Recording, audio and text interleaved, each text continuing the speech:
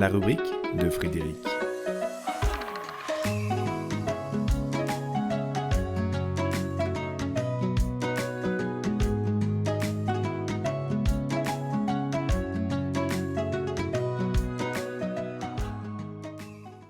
L'enfer de nos prisons subtiles. Attachés à nos représentations, engoncés dans ce que nous connaissons de nous-mêmes, des autres, du monde, nous érigeons nos attachements en référence et nous nous arrimons sans y prendre garde à nos définitions. Dès lors, nous voilà pleins d'importance, pleins de savoir et d'évidence, bercés par des vaguelettes, voire des vagues d'orgueil qui imprègnent nos consciences. C'est de là que, naturellement, nous proférons haut et fort des avis éclairés qui, en toute inconscience, ont des airs prosélytes. Mais le prosélytisme n'est autre qu'une façon déguisée de se rassurer. En effet, en parvenant à convaincre l'autre de ce qui fait raison pour nous, nous confortons nos raisons, nos repères, nos systèmes de compréhension. Le prosélytisme est un mouvement qui refuse et cherche à annuler la différence pour imposer ses idées, ses croyances, ses façons d'être et de faire en lieu et place de celles de l'autre.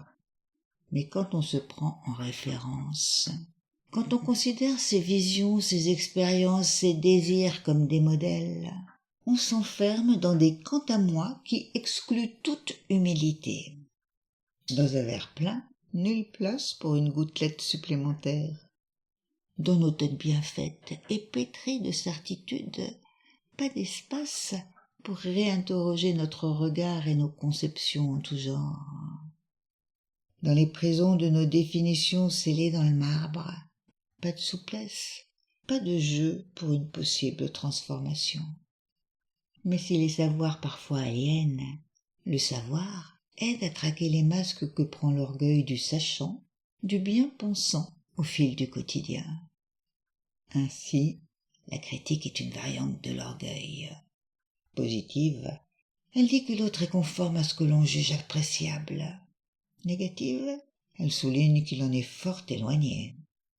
Et dans un cas comme dans l'autre, les bons et les mauvais points décernés à autrui dépendent de notre échelle de valeurs et prouvent une nouvelle fois qu'en dehors de nos façons de penser, de jauger, d'évaluer, de concevoir et de comprendre, pas de salut. Mais pour qui nous prenons-nous ?